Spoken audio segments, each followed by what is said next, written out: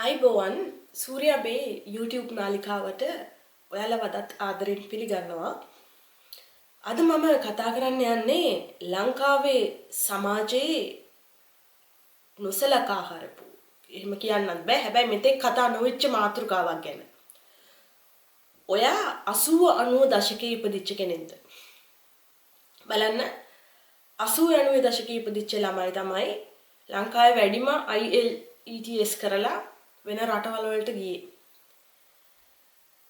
මම ජර්මනියට ආවේ. ජර්මන් භාෂාවේ තියෙනවා ABC කියලා කොටස් තුනක්. ඒකේ B2 එක තියෙන්න ඕනේ. ජර්මන් භාෂාව ජර්මනියට එන්න. ඉතින් කැලේ විශ්වවිද්‍යාලයේ ජර්මන් භාෂාව ආධාරලා ජර්මනියට ආවේ මම. ඊට අවුරුදු 13කට ඉස්සෙල්ලා. එතකොට 80 90 දශකයේ ගැන අපි ඉපදිච්ච එක ගැන අපි කතා කරන්න යන්නේ. ලංකාවේ තිබිච්ච සමාජ ආර්ථික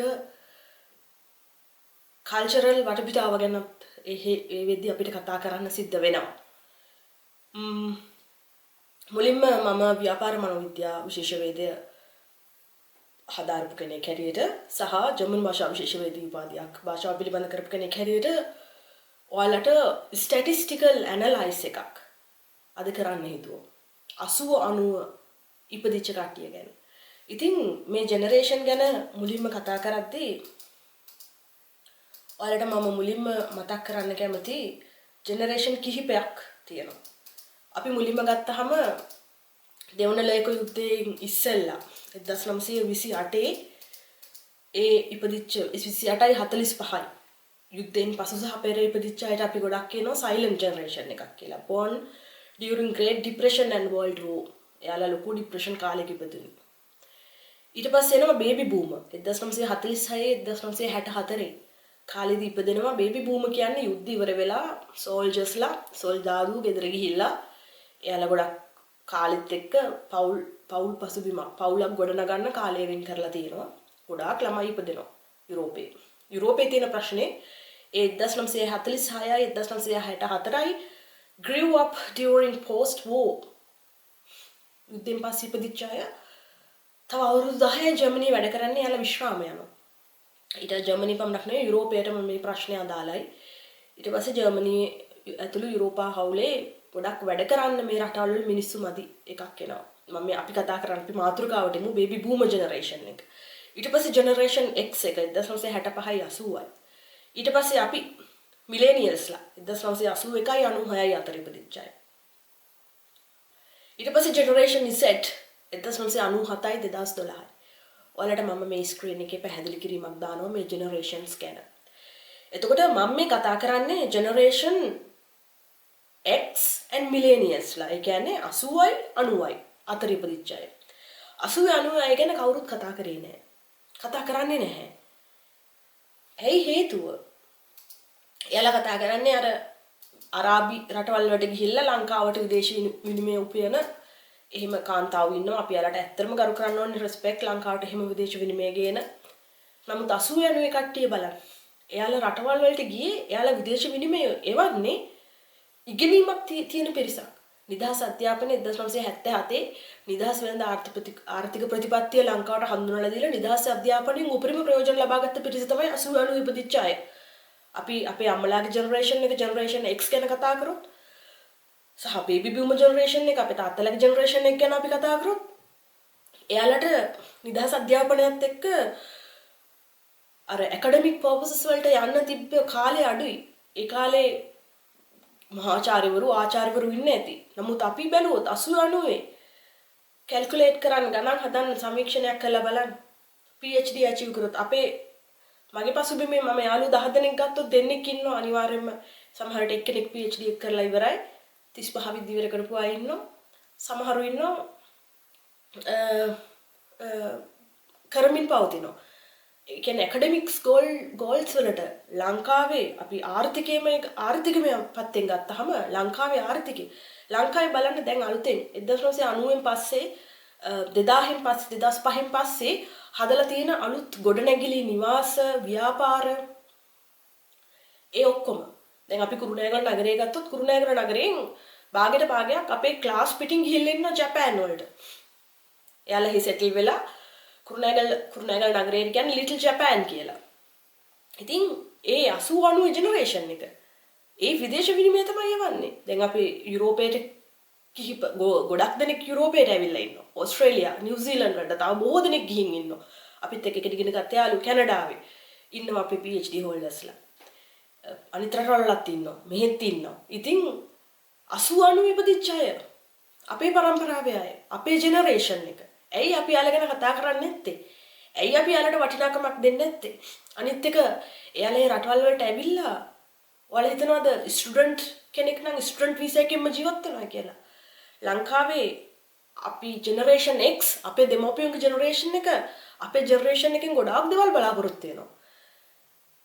එයාලා අපි මැරි කරන්න ඕන වයස හිතලා ඉවරයි. අපි හදන්න ඕන ළමයි, අපි ගන්න ඕන සහකාරයා. ඒ වගේ හැම දෙයක් ගැනම ෆුල් ප්‍රෙෂර් එකක් දෙන ජෙනරේෂන් එකක් තමයි අපේ දෙමව්පියන්ගේ එක ජෙනරේෂන් එක. මට මතකයි මේ ළඟදී මම මේ වීඩියෝ එක කරන්න හේතුවත් ඒකයි. එක මනෝ උපදේශකවරියක් ඇවිල්ලා සෝෂල් මීඩියා එකේ කියනවා ජෙනරේෂන් X එකේ දෙමව්පියෝ නිසා ඒ දෙමව්පියන්ගේ ණය ගෙවන්න පිටරට ගියපු ළමයි පවුලේ ළමයි 3 දෙනාම පිටරට යවලා ලංකාවට සල්ලි වෙනවා දෙමව්පියෝ වෙච්ච ණය ගෙවන්න. හිතන්න ජෙනරේෂන් X එක පුදුම බලපෑමක් කරන්නේ. ඒ කියන්නේ එයාලගේ මෙන්ටැලිටි එකත් එක්ක අපි අධ්‍යයනය කරමු ස්ටැටිස්ටික් සහ දත්ත අනුව ඊට ඉස්සෙල්ලා මම කියන්නේ එයාලගේ තිබ්බ ලොකු කම්පිටිෂන් එකක්. ඒ කියන්නේ නිදහස් වෙළඳපොළ ආර්ථිකය හඳුන්වලා දුන්නාට පස්සේ එයාලා ලොකු ටෙන්ෂන් එකකින් ජීවත් වුණේ. එයාලගේ කම්පිටිෂන් එක වැඩි. එයාලට ඕනේ අනිත් අයට වඩා එහා ගෙදර එක්කෙනාට වඩා මෙහා ගෙදර එක්කෙනා. මේ නෑයාගේ දරුවට වඩා මේ නෑයාගේ දරුවා. අන්න ඒ කන්සෙප්ට් එක ඔළුවේ තියාගෙන ගිය පිරිසක් ඒ ජෙනරේෂන් එක. අපි 80 90 අපි කල්පනා කරන්නේ අපි අපේ සෙල්ෆ් ග්‍රෝත් එක අපි ඊට වඩා හෙට මම හොඳ කෙනෙක් වෙන්නේ කොහොමද? හෙට මම මගේ ගෝල්ස් ඇචීව් කරන්නේ කොහොමද? ඒ මෙන්ටැලිටි එක 80 90 ජෙනරේෂන් එක. අපි ජෙනරේෂන් X බේබි බූමර් ජෙනරේෂන් එකත් එක්ක ගැන කතා කරොත් එයාලා ගොඩක් වෙලාවට පන්සලක් ගානේ බෝධියක් ගානේ වාහනයක යනවා නම් අර පින් කැටේට සල්ලි දානවා. 80 90 ජෙනරේෂන් එක. අපි ඉමෝෂනල් ඉන්ටෙලිජන්ට් එකත් එක්ක හැදිච්ච පිරිසක්. අපිට ෆෝන් තිබ්බා අපේ ෆෝන් වල දැන් chat GPT ඉඳලා ඔක්කොම කෘත්‍රිම බුද්ධියේ එන මේවලම ඔක්කොමත් එක්කත් අපි ගනුදෙනු කරනවා. නමුත් අපි හැදුනේ අපි මුලින්ම අර ෆෝන් තිබ්බ ලොකු අර මට මතක් වෙනවා ගඩොල් වගේ ලොකු ෆෝන් තිබ්බේ. අපේ මාමලාට අපිට ෆෝන් තිබ්බේ පාවිච්චි කරේ නෑ. අපි A level O level class කරන කාලේ ෆෝන්ස් අපිට තිබ්බේ නැහැ. කැම්පස් උත් ගිහලා ටික කාලයක් ෆස්ට් ඉයර් එක පහ වුණාට පස්සේ තමයි මට ෆෝන් එකක් තිබ්බේ. ෆස්ට් ඉයර් එකේ තිබ්බා. ඔව් මම අරන් දීලා තිබ්බ එකක්. ඉතින් ඒ වගේන අපේ ජෙනරේෂන් එක ගැන කියද්දී ගොඩක් දුක් විඳපු කට්ටියක්. දෙමව්පියන්ගේ හිණ වලට පණ දෙන්න. ඉතින් මම කතා කරේ අර උපදේශකවරිය කියනවා ඒ අර දෙමව්පියන්ගේ ණය ගෙවන්නේ ඒ දරුවෝ වෙන රටවල් වල ගිහලා සල්ලි වෙනවා කියලා. අපේ වුණත් අපි අදටත් අපිට මට අවුරුද්දක් කියලා එකක් එහෙම මම සමරලා නැහැ. ගරු කරනවා චාරිත්‍රාත් වලට කරන අයට. නමුත් දෙමව්පියන්ට ඕන යුතුයකම් ටික දෙමව්පියෝ අසනීප වෙද්දි අපි අනිවාර්යෙන් මේ යුතුයකම් ටික කරන ජෙනරේෂන් එක. අවුරුදු සමරන්න සම්පූර්ණ යාලට ආර්ථිකමය සමාජීය වාතාවරණය අපි සපයලා අපි අවුරුදු දවසට අපි මෙහි වැඩට යනවා.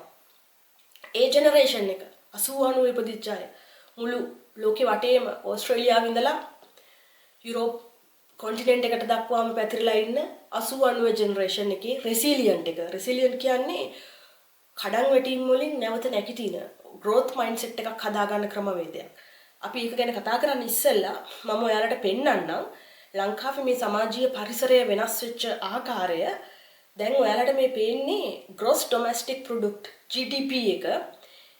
ලංකාවේ මේක ස්ටැටිස්ටා ආයතනයෙන් ගත්ත දත්ත in billion US dollars වලින් 82 GDP එක ලංකාවේ 5.8ක් වෙලා තියෙද්දි 83 6.3ක් 84 7.3ක් ওই විදිහට GDP එක 1990 වෙද්දී 9.7ක් වැඩි වෙලා තියෙනවා. ඉතින් මේ 80 දශකයේ අද වගේ GDP growth එකක් තිබ්බේ නැහැ. ඒ කියන්නේ අර නිදහස් වෙළඳපොළත් එක්ක ලංකාවට කටයුතු කරන්න සිද්ධ වුණා. ඊට අමතරව මම තව chart එකක් ඔයාලට පෙන්නන්නම්. මේ පේන්නේ ලංකාවේ suicide rate එක. මේක පාට තුනකින් පෙන්눔 කරනවා. පළවෙනි ලයින් එක 17ත් 25ත් අතර 26ත් 35ත් අතර වයස 36ත් 55ත් අතර 55 ප්ලස් අය.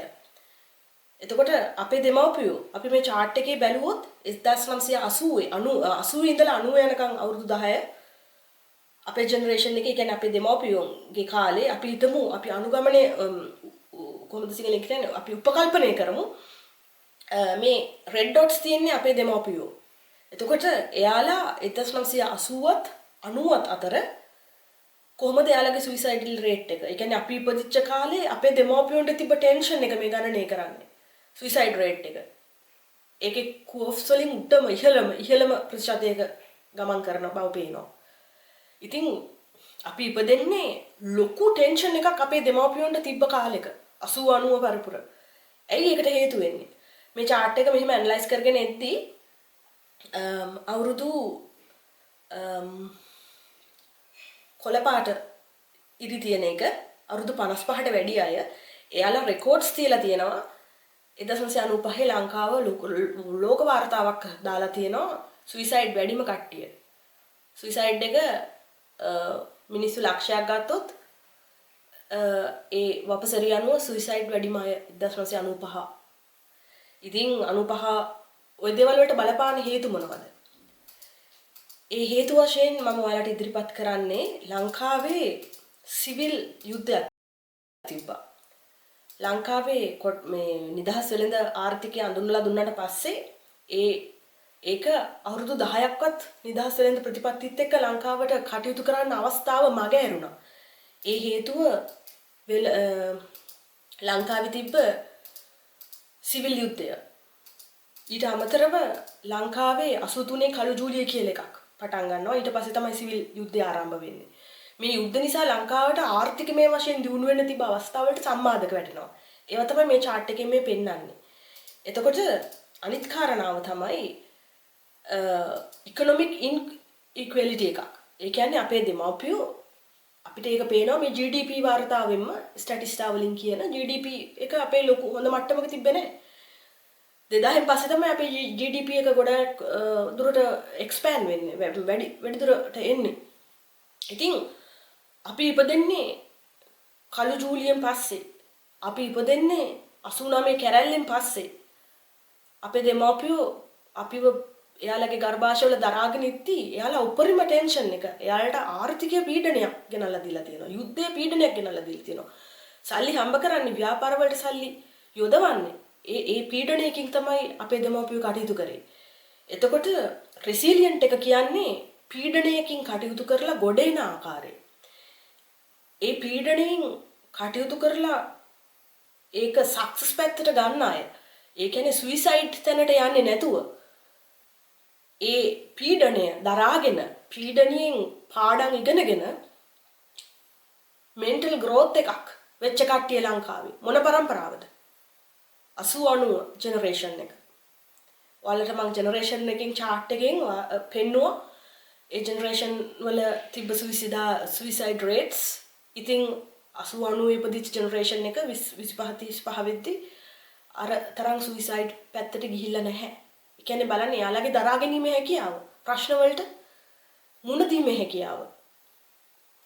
ඉතින් මේ වෙලාවේ මම ඔයාලට උදාහරණයක් කියන්නම්. ලංකාවේ මූලික ප්‍රශ්නේ ලංකාවේ මම දන්නේ නැහැ ඇසෙස්මන්ට් සෙන්ටර් එකක් තියනවාද කියලා.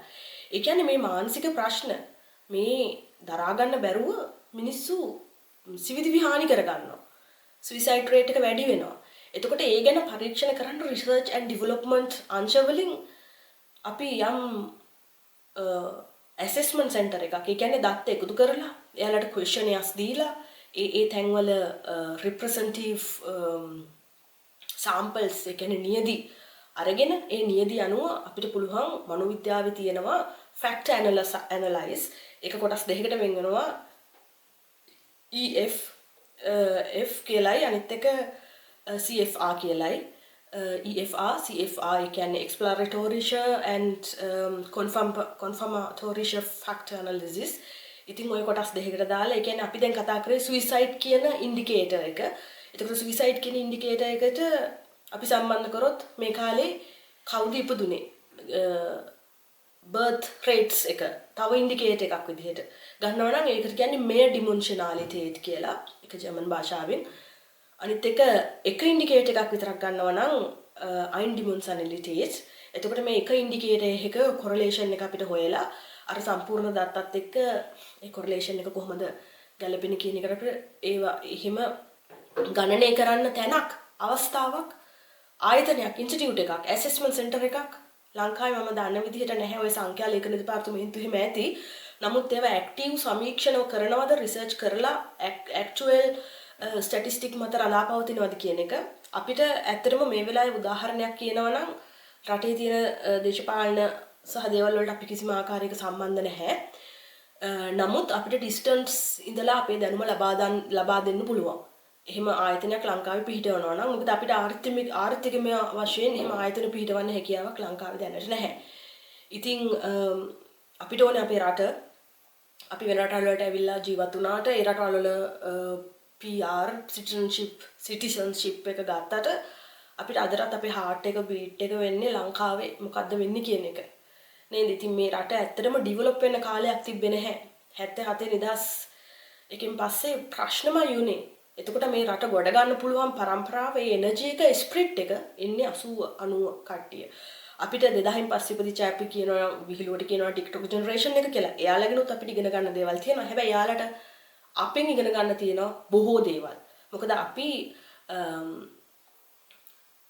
මේ කුන්ස්ලිෂ ඉන්ටෙලිජන්ට් කියලා කියන්නේ ජර්මන් භාෂාවෙන් ඒකට සිංහලෙන් කියන්නේ ආටිෆිෂල් ඉන්ටෙලිජන්ට් එකයි ඉමෝෂනල් ඉන්ටෙලිජන්ට් එකයි දෙකම ටැලි වෙච්ච ජෙනරේෂන් එක අපි විතරයි. ඒ දෙකම අත්විඳින්නේ නැහැ. ඒ දෙකම එකට අත්විඳ ජෙනරේෂන් එකක් නැහැ. ඒ කියන්නේ අපි ඉස්කෝලේ යන කාලේ ඉස්කෝලේ ගිහිල්ලා ඉගෙනගෙන චූටි කාලේ සෙල්ලම් කරලා පොල් වතු ගානේ එහෙම ළමයි එක්ක පරිසරයත් එක්ක බැඳිලා ඉගෙනගත්ත ඉගෙනගත්ත පිරිසක්. එතකොට ඒක අද ළමයින්ට නැහැ. අද අනිත් එක අපිට තියෙනවා අපි අනිවාර්යයෙන්ම අපි තියෙන ChatGPT අනිත් තියෙන tools DeepSeek කියයි ඔය හැම දෙයක් ගැනම අපි අවධානයෙන් ඉන්නවා සහ ඒවත් එක්කත් අපි ගනුදෙනු කරනවා. ඊට අමතරව emotional intelligent එක අපිට චූටි කාලේ ඇවිල්ලා තියෙනවා පරිසරයත් එක්ක ගනුදෙනු කරන හැටි. එහෙම. එතකොට ඒක අනිත් ජෙනරේෂන් එකට අපි වගේ දෙකම එකට ලැබිච්ච පිරිසක් නැහැ. ඒ නිසා තමයි මේ 80 90 කට්ටිය විශේෂ වෙන්නේ. එයාලගේ එනර්ජි එක විශේෂ වෙන්නේ. එයාලා හියුමන් රිසෝස් එකක් හැටියට මුළු ලෝකෙටම විශේෂ වෙන්නේ අන්නේ එකයි. අපි ඉන්නේ මේ ග්ලෝබල් ඉකොනොමික් පැත්තෙන් ඩෙවලොප් වෙමින් පවතින රටක් තාමත් ලංකාව. ඉතින් මෙහිදී මම තව උදාහරණයක් ඔයාලට කියන්න ඕනේ. ඊශ්‍රායලය ගත්තාම ඊශ්‍රායලයේ ඉන්න යුදෙව් ජාතිකයෝ ඒ යුදෙව් ජාතිකයෝ රටේ ප්‍රශ්නයක් වෙද්දී රටේ දැඩි අර්බුදයක් වෙද්දී එයාලගේ ලෝකේ වටේම විහිදිලා ඉන්න ජනතාවගේ හබ් එකක් තියෙනවා. කවුද පාලනය කරන්නේ කවුද ජනාධිපති මොන පක්ෂයද කියන එක අදාළ නැහැ. නමුත් එයාලා ඒ හබ් එක ඒ ඉන්ෆර්මේෂන් ටෙක්නොලොජි සරහා එයාලා එකතු වෙනවා රටේ ආපදාකාරී අවස්ථාවක් සිද්ධ වෙද්දී එයාලගේ තියෙන එක කුසලතාව වලින් එයාලගේ තියෙන ක්වොලිෆිකේෂන්ස් වලින් රටට සහාය දෙන්න එයාලා බැඳී ඉන්නවා. ලෝකේ මොන රටක එයාලා කොයි තැනක කොයි විදිහේ හිටියත් ආපදා කළමනාකරණයේදී රිස්ක් මැනේජ්මන්ට් එකේදී රටත් එක්ක එකතු වෙනවා. ඒ මෙකැනිසම් එක බලන්න ඒක රටක් හැටියට හදපු මෙකැනිසම් එක. දැන් අපි ජාතීන් විදිහට බෙදිලා නැතුව අපි සිංහල මුස්ලිම් දෙමළ කියලා වර්ගීකරණයක් කරන්නේ නැතුව ඔය කෝල්බ්‍රුක් ආණ්ඩුක්‍රමික ප්‍රතිසංස්කරණයේ ඉඳන් ඔය බෙදා වෙන් කිරීම අඳුරලා දීලා තියෙන. අපි එහෙම නැතුව අපි ලාංකිකයෝ හැටියට ලෝකේ හැමතැනම ඉන්න අය ආපදා කළමනාකරණයක් කරන රටේ ආපදා තත්ත්වයකදී එකතු වෙන මෙකැනිසම් එකක් අපිට තියෙනවද? අපිට නැහැ. ඉතින් අපේ දේශපාලඥයෝ ඒ අතින් හැමෝම අසමත් ඒ වගේ දෙයක් කරන්න. ඉතින් ඒ වගේ දෙයක් කරන්න නම් අපිට ඇසෙස්මන්ට් සෙන්ටර් එකක් තියෙනවා නම් අපිට ඒ හරහා කරන්න පුළුවන්. ඒ කියන්නේ facts and දත්ත පදනම්ම තීරණ ගන්න පුළුවන්. එහෙම නැත්නම් අපිට කිසිම ඇනලයිස් එකක් කරන්න බෑ. ඒ ගණනය නිවැරදිව කරන්න ඕනේ. ඊට පස්සේ තමයි තීරණ ගන්න පුළුවන්. ඊට පස්සේ තමයි රිසර්ච් ඇන්ඩ් ඩෙවලොප්මන්ට් වලින් ඒවට අදාළ කටයුතු සම්පාදනය කරන්න පුළුවන් වෙන්නේ. විශේෂයෙන්ම ලංකාවේ තියෙන ડિප්‍රෙෂන් එක ඇන්සයිටි වගේ දේවල් තාරුණ්‍ය ගහමරා ගන්නවා විකාර විදිහට කටයුතු කරනවා. ඒ දේවල් නැති කරන්න පුළුවන් ඇසෙස්මන්ට් සෙන්ටර් එකක් කරා. ඉතින් මම ඇත්තටම රෙස්පෙක්ට් කියලා කියනවා 80 90 අපේ කොල්ලෝ කෙල්ලෝ ලෝකේ ඕස්ට්‍රේලියාවට ගියත් කැනඩාවට ගියත් යුරෝපයේ ඕනම රටකට ගියත් යම් කිසි තැනක ඉන්නවනම් ඇකඩමික් පැත්තෙන් හරි ආර්ථිකමය පැත්තෙන් හරි ඕනම දෙකින් යම් කිසි ඉස්සරහට ගිහලා රෙසිලියන්ට් එක, ඒ කියන්නේ කඩන් වැටෙන්නේ නැතුව අභියෝග වලට මුහුණ දීලා පැත්තකට වෙලා අඬ ඉන්නේ නැතුව රෙසිලියන්ට් එක වැඩිම පිරිස අපේ ලංකාවේ ස්ක්‍රිප්ට් එක තමයි 80 90 ඉපදිච්ච අය. ලංකාවේ මහ පොළොවේත් එහෙමයි. ලංකාවෙන් එහාට ගියාම ගෝලීයව ගත්තාම ගෝලීය මහ පොළොවේත් එහෙමයි. ඉතින් ඔයාලට මම දැන් කොපින් මෙකැනිසම් එකක්, ඒ කියන්නේ ඔයාලා මානසිකව කඩන් වැටෙන්නේ නැතුව ડિප්‍රෙෂන් ඇන්සයිටි එද්දී ඔයාලගේ රෙසිලියන්ට් එක වැඩි කරගන්න පුළුවන් ක්‍රම කිහිපයක් තියෙනවා. ඉමෝෂනල් කෝපින් කියලා තියෙනවා, බිහේවියරල් කෝපින් කියලා තියෙනවා. ඊට අමතරව ප්‍රොබ්ලම් ෆෝකස්ඩ් කෝපින්, කොග්නිටිව් මෙන්ටල් කෝපින්, සෝෂල් කෝපින්. ඉතින් ඒ කියන්නේ ප්‍රශ්නයක් තියෙනවා නම් ළඟම එක්කෙනෙක් එක්ක අඬන්න. ප්‍රශ්නයක් තියෙනවා නම් ළඟම එක්කෙනෙක් එක්ක කියලා ඔයාගේ දුක නැති කරගන්න. හිතේ තනියම තද කරගන්න එපා. සුයිසයිඩ් එක කරගන්න කියන තැනට යන්න එපා. ලියන්න. ඩයරි එකක් තියාගන්න. ඒක හැමදේම තමන් ලියලා තමන්ට වැඩිපුර දුක දැනෙන අවස්ථා, සතුට දැනෙන අවස්ථා ලියලා තමන් ස්ටඩි කරන්න. සෙල්ෆ් ස්ටඩි එකක් තමන් ගැන. තමන්ගේ සෙල්ෆ්ස් වැලියුස් වැඩි කරගන්න. තමන්ගේ මොටිවේෂන් එක පොසිටිව් හිතන්න. අපේ ලංකාවේ තමයි හොඳම බුදු දහමක් තියෙන්නේ. අපේ මිනිස්සු ඇත්තටම අන්ධ භක්තියක් නැතුව භාවනා කරන්න. පොසිටිව් එනර්ජිස් මේ යුනිවර්ස් එක හැදලා තියෙන්නේ මේ අණු. හැම අණුවක්ම පොසිටිව් දේවල් තමයි අපිට ගන්න ඕනේ. නෙගටිව් දේවල් අයින් කරන්න. අපි ඉස්කෝලේ යන කාලේ නම් පොඩි කාලේ ඉඳන් මෛත්‍රී භාවනාව ඉස්කෝලේ මයික් දාලා කියලා දෙන්නේ. ඒත් අපි එකෙන් ගත්ත දෙයක් නැති වෙන්න බෑ. නේද? ඒ දේවල් හරියට ගත්තා නම් මිනිස්සු මෙච්චර මැරෙන්නේ නැහැ ලංකාවේ. සුයිසයිඩ් කරගන්නේ නැහැ. එයාලට රෙසිලියන්ට් එක තියෙන්න ඕනේ. ලෝක යුද්ධ දෙකකින් පස්සේ ජර්මනිය කියන්නේ එයාලට ට්‍රූමර් ෆ්‍රවුන් කියලා. ජර්මනිය ගොඩ නැගුවේ ට්‍රූමර් ෆ්‍රවුන්. එයාලා යුද්ධ දෙකෙන් සමතලා වෙච්ච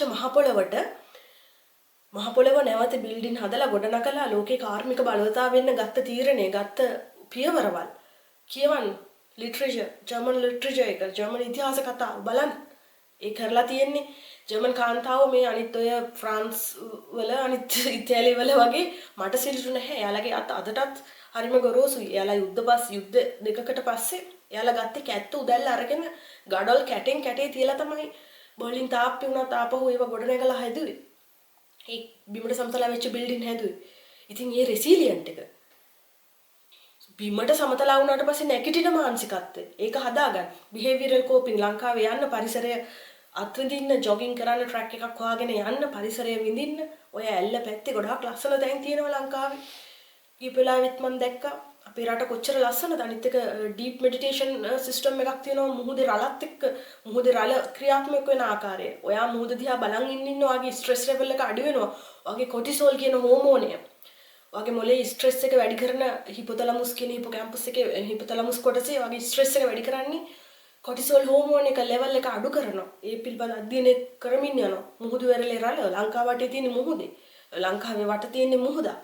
ඒක ගිහිල්ලා ඔය බිහේවියර් තමන් ආස තැනක පරිසරයත් එක්ක පරිසරයේ එන ඒ සුවඳට පරිසරයේ ශබ්ද වලට සවන් දෙන්න කුරුල්ලෙක් කෑ ගහන එකක්. ඒව බලන්න. ડિප්‍රෙෂන් නැති කරගන්න. සෝෂල් කෝපින් යාළුවොත් එක්ක එකතු වෙන්න. එකතු වෙලා කතා බහ කරන්න, සෝෂල් හබ් එකක් හදාගන්න. අපේ රටටත් ඒක අවශ්‍යයි. අපිට ඕනේ හබ් එකක්. ඒක රටටත් නැහැ. ඒ කෝපින් මෙකැනිසම් එක මුළු රටක් වශයෙන් අපි දිනු කරගන්න ඕනේ. අපේ ඉන්න ස්ප්‍රිට්ස් ටික ලංකාවට ප්‍රයෝජනයක් විදිහට යොදා ගන්නවත් කෝපින් මෙකැනිසම් එකක් අපේ රටට නැහැ. කනගාටුයි කියන්නේ. කවුරුත් තාම හදලා නැහැ. පොන්න chance එකක් තියෙනවා පුළුවන් නම් හදන්න. දන්න දෙයක් මේ කියන්නේ. උදව්වක් ඕන නම් කරන්න පුළුවන්. ඉතින් අනිත් එක ප්‍රොබ්ලම් ෆෝකසින් කෝපින් ගැන කිව්වා. අනිත් එක ප්‍රශ්නයක් වුණාම බොන්න එක ඩ්‍රග්ස් වලට ඇබියුස් වෙන්න ඒවා කරගන්න යන්න එපා. පාටි එකක් වුණාම ගිහිල්ලා සමරද්දී පොඩි ඩ්‍රින්ක් එකක් ගන්න එක වෙනම දෙයක්.